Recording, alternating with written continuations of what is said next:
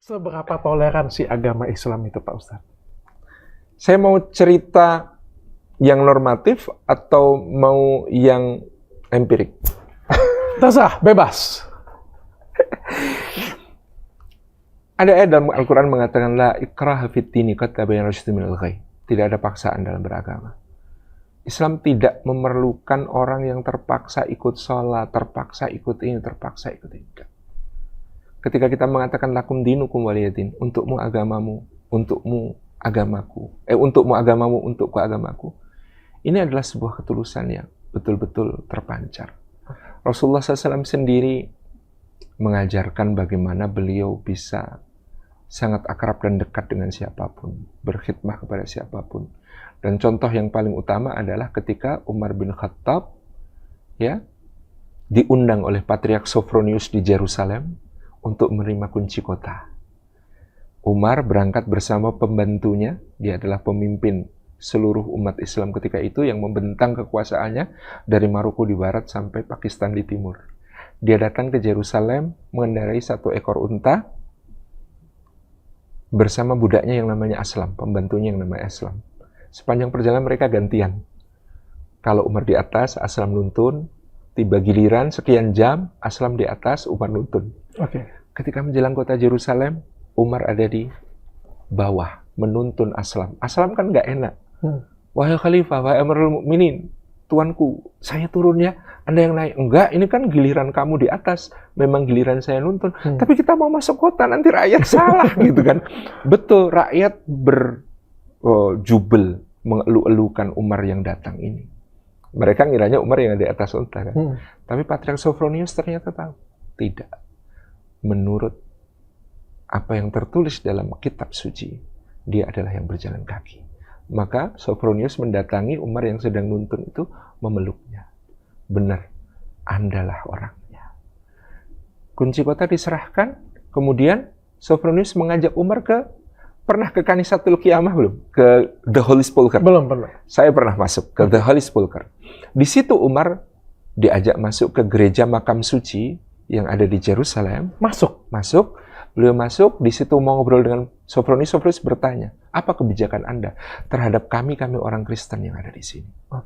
Kata Umar, semua harus berjalan. Dan saya, Umar, memberikan jaminan keamanan bagi penduduk Elia. Mereka terlindung, gereja-gerejanya, semua hak milik mereka, rumah-rumahnya, tempat-tempat ibadahnya, dan tempat sucinya harus dijaga oleh umat Islam karena ini adalah amanah Nabi kami. Nabi kami mengatakan, siapa yang menyakiti ahlu dhimmah? Siapa ahlu dhimmah? Orang Kristen, orang Yahudi, orang ahli kitab yang berada dalam perlindungan umat Islam.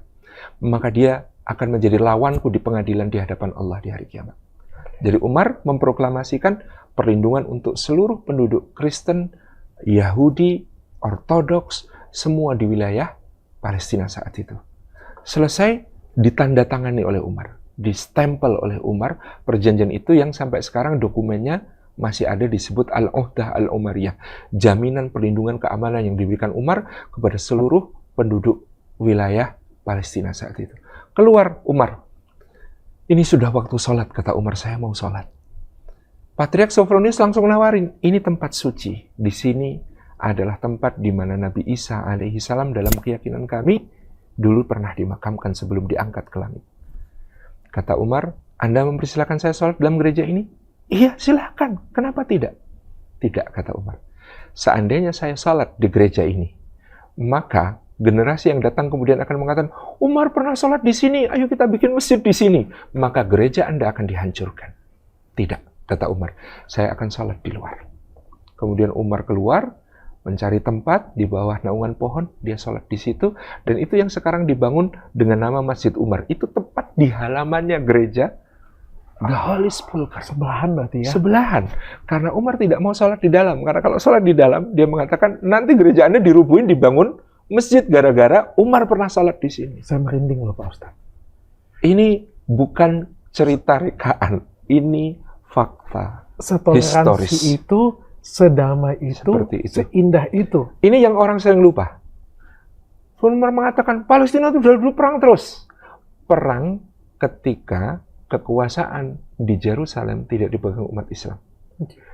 dari masa mohon maaf Nabi Isa, Yesus Kristus, sampai masa ketika Umar membebaskan Yerusalem dari penjajahan Romawi, maka Yerusalem ini tempat sering terjadinya kerusuhan agama.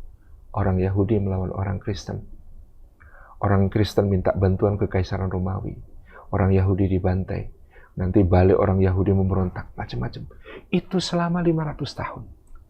Sampai kemudian dibebaskan oleh Umar. Dari masa Umar sampai tahun 1099, ketika terjadi Perang Salib pertama, sepanjang kira-kira dari tahun 600-an sampai 1099, berarti hampir 500 tahun. Gitu ya. Itu damai, tidak ada kisah bunuh-bunuhan dan sebagainya, kerusuhan dan sebagainya. Karena umat Islam, Kristen, Ortodoks, ya, Yahudi, semuanya dalam naungan kekuasaan Islam damai. Perang Salib menjadikan Yerusalem berdarah-darah. Ketika Godfrey de Bouillon datang dari Perancis, maka 30.000 penduduk Yerusalem, Kristen, Yahudi, Ortodoks, bahkan juga Yahudi, semuanya dibantai. 1187, Saladin membebaskan Yerusalem. Dan dia bersahabat dengan Richard the Lionheart, panglima pasukan perang salib dari Inggris. Bahkan Richard mengatakan, saya lebih menghargai Salahuddin, seorang musuh yang jujur, daripada teman-teman saya yang berkhianat sesama pasukan salib ketika itu. Sehingga Richard mengatakan lebih baik Yerusalem berada di tangan Salahuddin daripada di tangan teman-teman saya, pasukan salib. Kemudian selama dari masa itu, di masa Salahuddin Al-Ayyubi, sampai tahun 1917 ketika Turki Utsmani kalah Perang Dunia Pertama, lalu Yerusalem diambil oleh pemerintahan protektorat Inggris, lalu mulailah imigrasi Yahudi masuk, tetapi disambut dengan sukacita oleh penduduk Palestina. Bahkan di tahun 45 ketika terjadi pogrom dan kamp konsentrasi di Eropa, mereka datang makin banyak, disambut seperti diceritakan oleh Muhammad Hadid, bapaknya Bella Hadid. Dia keluarganya nyambut luar biasa, bawa 3 keluarga ditempatin di rumahnya. Suatu hari ibunya Muhammad Hadid, ya jadi neneknya Bella Hadid itu pergi keluar untuk melahirkan si Muhammad itu ya. Pulang ke rumah udah di close, rumahnya nggak boleh masuk sama pemukim Yahudi yang dulu mereka tampung, dan dia terusir. Itulah cerita tentang Nakba 1948 itu sampai sekarang. Kemudian ini menjadi berdarah lagi. Jadi kalau ditanya secara empirik yang terjadi di Palestina dan Yerusalem, ketika Islam yang mengatur, kebebasan beragama terjamin. Semua bisa melaksanakan ketika ibadah. Islam yang mengatur, kebebasan beragama terjamin. Terjamin. Saya sebenarnya nggak... Ini hanya bukti sejarahnya.